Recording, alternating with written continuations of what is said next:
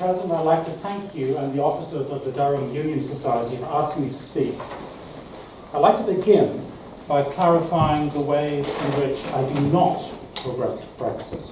I do not see it as a sign of the moral turpitude of the British peoples, not even of the English and the Welsh. I do not see it as evidence of a new xenophobic nationalism.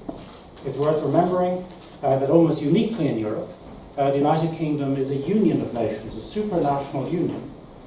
England is the largest nation, the English are the largest nation in Europe without their own nation state. I do not regret Brexit because I think Brexit spells the end of the United Kingdom. In fact, for paradoxical reasons, it may strengthen the United Kingdom. We've seen that in the June 2017 election. I do not regret Brexit because it was won on false pretenses.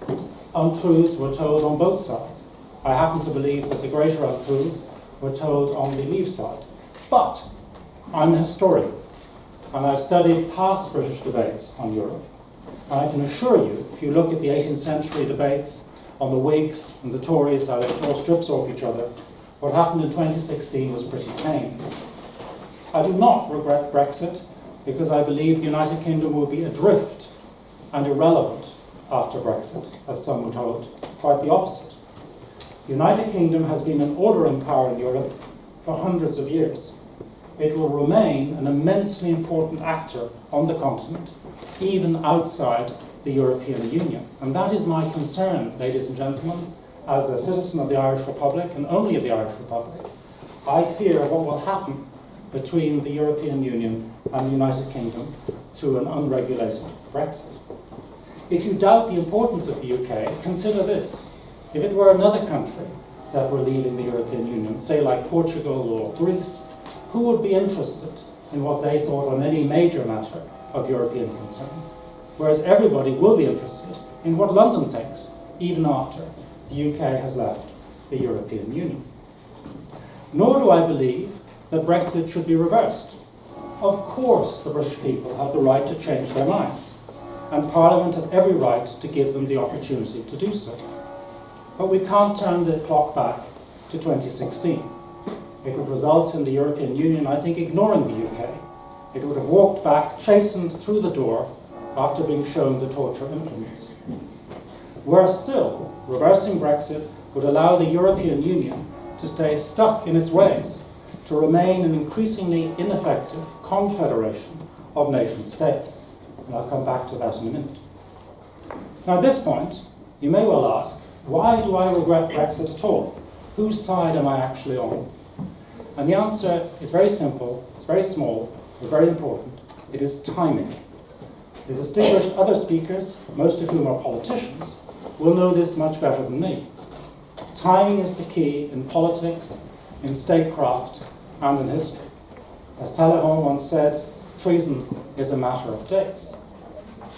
Brexit, in my view, had to happen sooner or later. Mainland Europe needs to form a full political union, like the United Kingdom and the United States. It must do so in order to manage the euro, to contain migration, to diffuse tensions between member states, to embed Germany, and especially, given the question mark hanging over NATO because of the Trump presidency, to provide for the common defence. That is effectively what Mr. Macron is trying to achieve today through his European sovereignty. It is not compatible with the sovereignty of the UK once achieved. So the UK was never going to be part of that project, and so a parting of the ways or a fundamental renegotiation of the constitutional relationship was inevitable sooner or later. But, and here I come to the core of my regret about Brexit, Brexit should and cannot be implemented in isolation from an overall final European settlement. It should not be, because an uncoordinated Brexit will damage the mainland European project. It should not be, because the survival of the mainland European project is genuinely a vital interest for this country. Just think of what would happen if the European Union disintegrated. Chaos, economic, political. It should not, because the United Kingdom, as I've said, is an ordering power.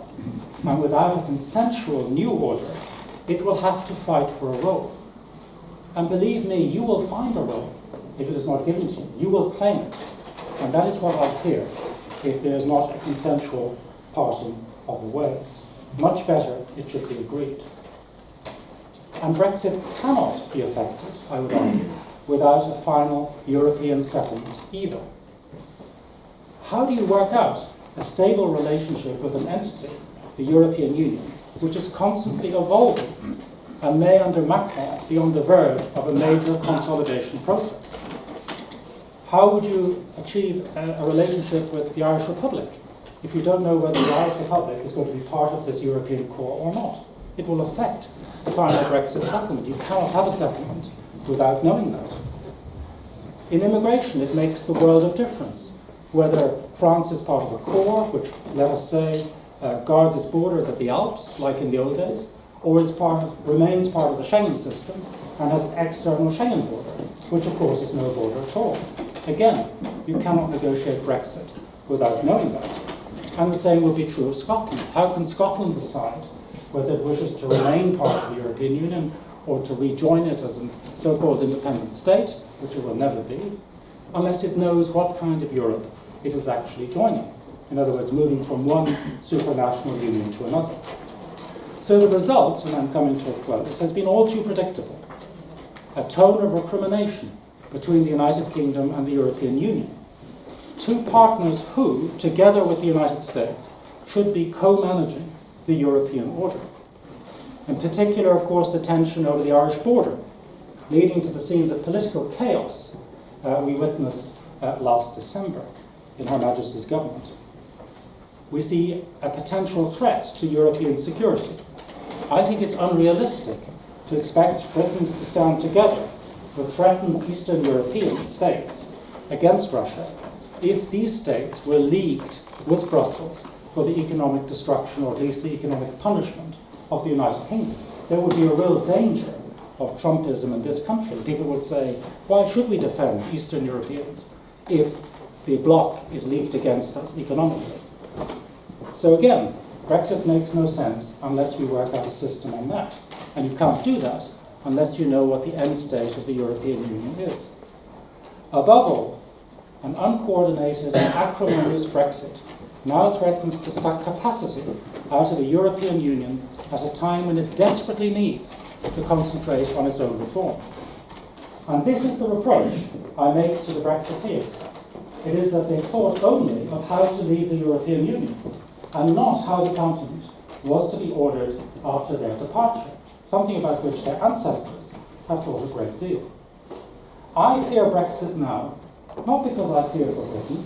I think you will suffer, and everything you will hear on that account, I think, will be largely true. But you can look after yourselves. I fear Brexit because I fear for Europe. This is why I opposed Brexit at the time, and in the manner it happened.